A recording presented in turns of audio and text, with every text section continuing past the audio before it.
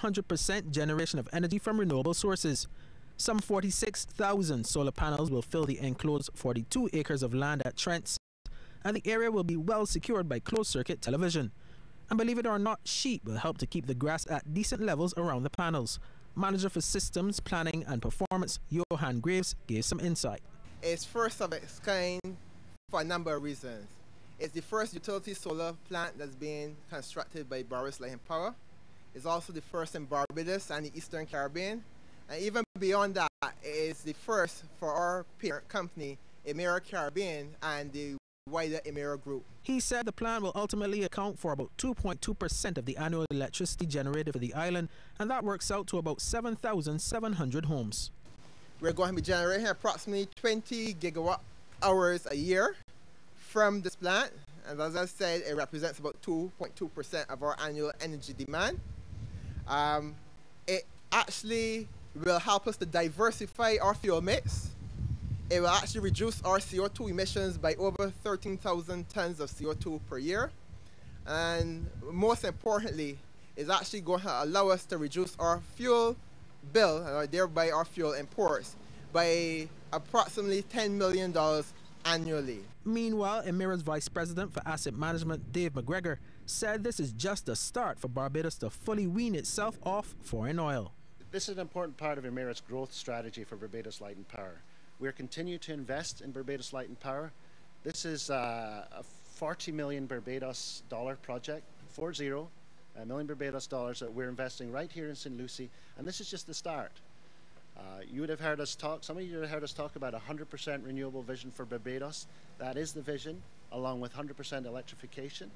But to get there, we've got to stop talking about it and start building it. So that's what we're doing today. We're starting to build a 10 megawatt solar plant here in St. Lucie, investing on behalf of the people of Barbados. Reporting from Trent in St. Lucie, I'm Ryan Broom for CBC News. The Senate has started debate on a resolution to acquire land at Vaucluse St. Thomas, which it claims is to create new land space for waste management. The resolution was piloted in the upper chamber by Leader of Government Business, Senator Maxine McLean, who contended it's critical for broad environmental conservation in the island, falling within the SSA's green energy program. Identify the main objective of this program being the efficient and effective management of solid waste and other activities related to the preservation of the environment. When we talk about green energy, I mentioned the extremely high import bill that we have experienced over several years, but there are other issues related to the importance and the necessity for greening our economy. This government has also made a commitment to a green economy. So we're not only talking about pursuing green energy policies and programs, but we're also recognizing that as a critical element, in fact a centerpiece of a strategy of greening our economy. Senator McLean says Barbados must lessen its dependence on fossil fuels, and it's moving in that direction under the SSA's program. We recognize that there are many benefits to be derived from shifting our demand for fossil fuels and focusing on ways in which we can generate energy in ways that are environmentally friendly, and we are also looking at managing the issue of solid waste in a way that is also beneficial. Opposition Senator Wilfred Abrams is against the resolution. He contended it's about acquiring land space for the Cahill Energy Facility and not about greening of Barbados. This as he called on government to try and allay the fears of Barbadians about the proposed plasma gasification plant. It cannot be mere happenstance or coincidence that the exact amount of land seeking to be acquired is the same amount of land that the government promised to give to Cahill, to donate to Cahill, to provide free of charge to Cahill, to build their waste-to-energy plant. If we are to seriously talk about this land acquisition bill this morning, then we have to seriously talk about the purpose for which is being acquired. we have to seriously discuss the pros and the cons. We have to seriously talk about the impact on Barbadians. We have to give this at least this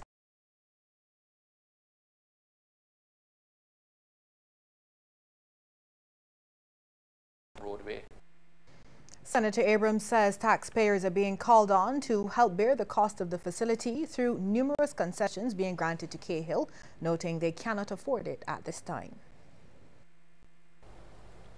The taxpayers' money is being used to acquire 27 acres of land which was promised to Cahill. Taxpayers are going to be paying indirectly the cost of using 3,000 acres of land to grow king grass. Land which in a food scarce Barbados should be better used to secure our food, to grow sugar. Sugar that is essential, ma'am, to prop up our rum industry. The taxpayers' money is going to be used to pay for the design, the construction, the installation, the commissioning, the operation, and the maintenance of all of the infrastructure required to connect the facility on the site to existing water main systems operated by the Barbados Water Authority. Independent Senator Sir Henry Fraser has called for tax concessions on pumps harvesting water. I am suggesting to the government that we should have tax concessions for pumps so that the harvesting of water can be successfully carried out by everyone who is earning their living. This would make a huge difference to the water shortage of Barbados. It has been said earlier today that we were way back in terms of our water shortage and the availability of water to our community. In other news now, a rural community is mourning after the shooting death of a 32-year-old man. Corey Graves of Harrison Tenantry, St. Lucie, was reportedly shot several times by an unknown assailant near his home around 8 last night. Several family members gathered at the scene as lawmen investigated the incident. Graves' uncle, Emerson Rowe, described the death as a major shock. My nephew quiet. My nephew don't like noise. He would do anything to save a noise and stop me from quarreling and all that kind of thing. So you don't understand, just so tall. You think I was at work tonight and I start to feel bad. I didn't know all of this. I tell my boss I feel good, I gotta go home. As I get off the bus, I get a phone call that my nephew get killed. I can't believe it. And we planned to go football. We got football last week, so tonight I was supposed to go football. We got football Sunday. I can't believe the man gone. Well, this is the second shooting death in 3 days following Sunday morning's murder at Clark's Gap, Spooners Hill in St. Michael. A St. Philip man has been remanded to Her Majesty's Prison at Dodds on a charge of murder. He is 36-year-old Charis Ricardo Omar Ince of Nursery No. 2, 4 Roads. Ince appeared before Magistrate Christopher Birch at the District C Magistrates Court in St. Matthias this afternoon, charged with the murder of Marcel Smith. 75-year-old Smith's body was found in a ravine at Halton Plantation in St. Philip after she was reported missing in mid-October. A post-mortem revealed that she died from strangulation. The car she was driving was discovered about a week later along Charleston Park, St. Michael.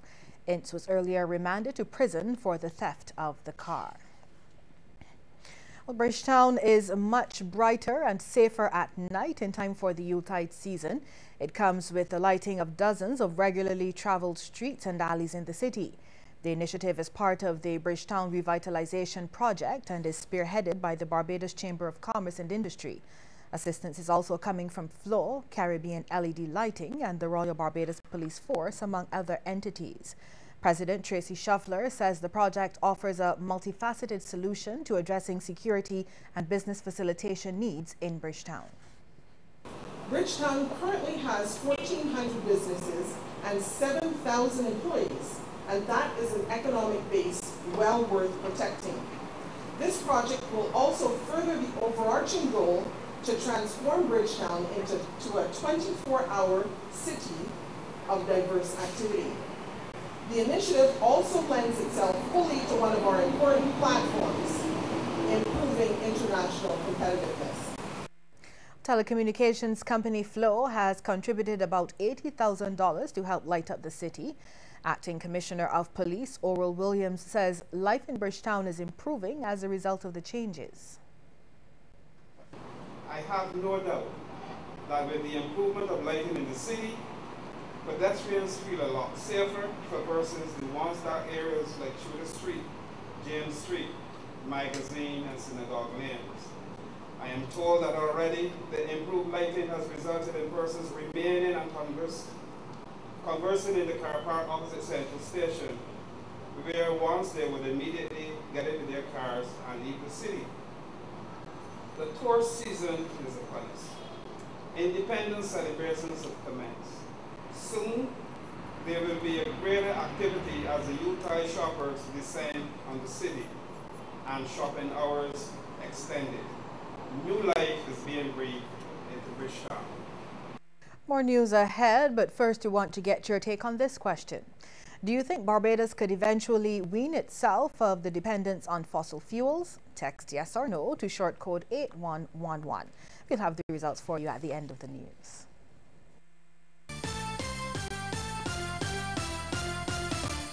So what's your idea of holiday happiness? Watching the kids open presents? Cooking in our new kitchen?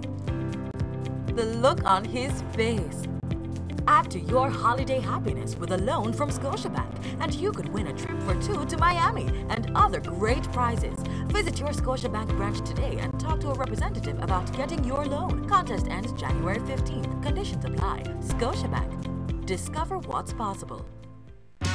Here comes a very special time of the year. You're dreaming of the colors that will be everywhere. Harris is your first choice. Color your Christmas. Make Harris Paints your first choice this Christmas for a whole lot less. There's 20% off Perma, 25% off kitchen and bathroom, and 30% off all Ultimate Plus paint, plus the ever-durable Turbotex Natural for just $98. So dream in color this Christmas with Harris Paints, the Caribbean champions of color. Harris is your first choice. Color your Christmas. Here's your chance to win it in a minute with Double Draw. 2 lucky Double Draw players will be chosen to compete during the 653 Double Draw show. You could win $550 in cash and fantastic prizes. Enter today. The NICE 100 Improvements Community Project and Organizational Challenge Journey. Tonight at 8 p.m. on CBC TV 8. Tomorrow on the Thursday edition of Morning Barbados, Scotiabank is going to help you discover what's possible. They're having a loans fair and you'll have the opportunity to see how you can benefit. Yes, you can take advantage of, great financing opportunities from our friends at Scotia. We'll also set the scene for this Sunday's Remembrance Day Parade. We'll talk about that as well tomorrow. And if you want some sage advice from a wise attorney, Verla de Pisa will be along as well. And we're going to take the time to take in some standard practice. Ronald Chapman, Principal Environmental Health Officer. He will be along. There's a lot to share. And we're looking forward to hearing more super voices. I think the big challenger, Crystal, who everybody is nervous about, will be here tomorrow. Good. Lots to look forward to on the Thursday edition of Morning Barbados tomorrow. It's that time of the year again for Ahead of the Game. As the nation's students do battle, will Grantley Adams win the standoff against Leicester Vaughan and Alexandra? Or will Leicester Vaughan triumph over its opponents? Or will it be the Alexandra all the way? You'll be bowled over with this one. Join me, Sean Green, this Saturday at 7:30 p.m. for this year's edition of Ahead of the Game.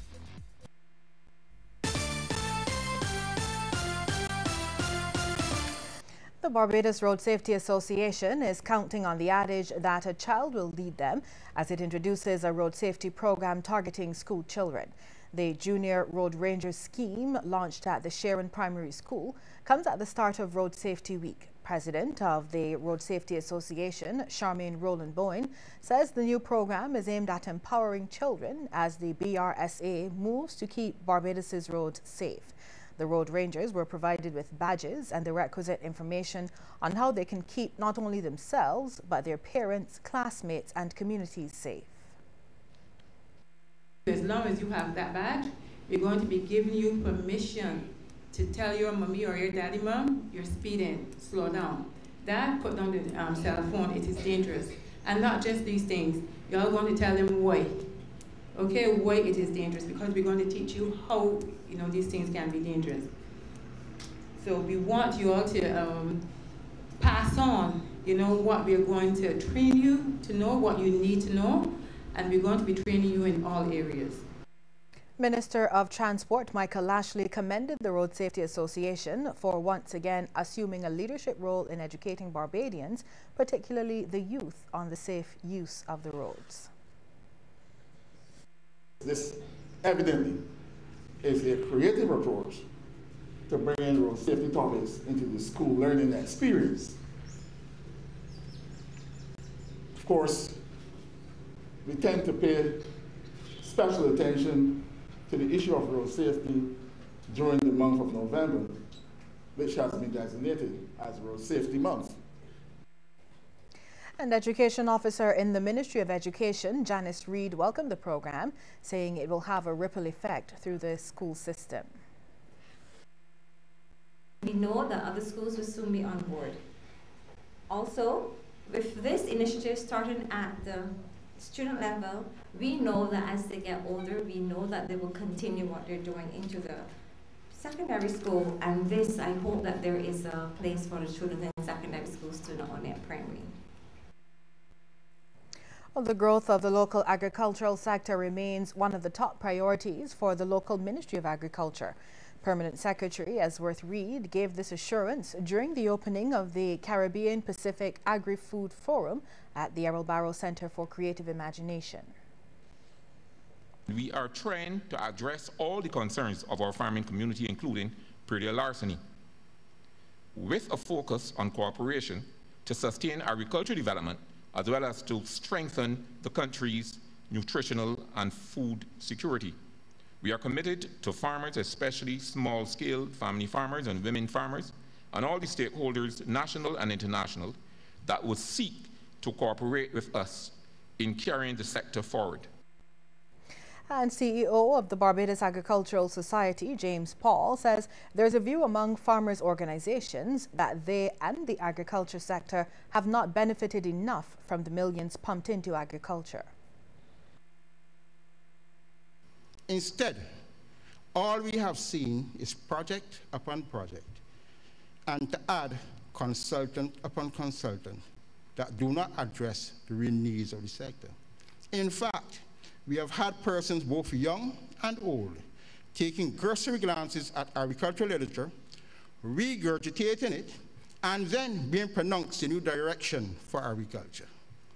The reason is that the agencies have not come to the realization that they are to facilitate, not to lead, which is the crux of the problem.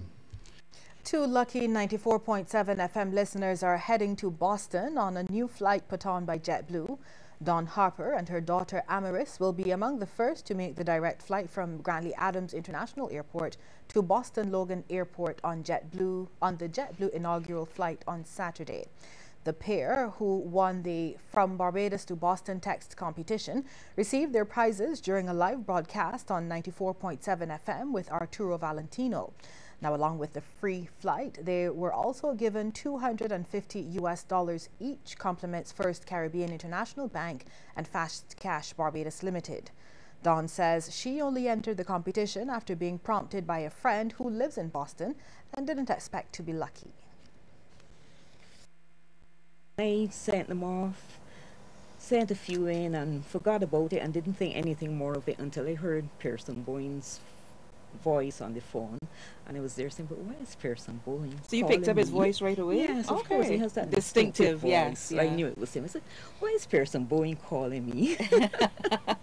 And then he told me that I won the competition and congratulations and so on. I said, wow, I've never won anything before in my life.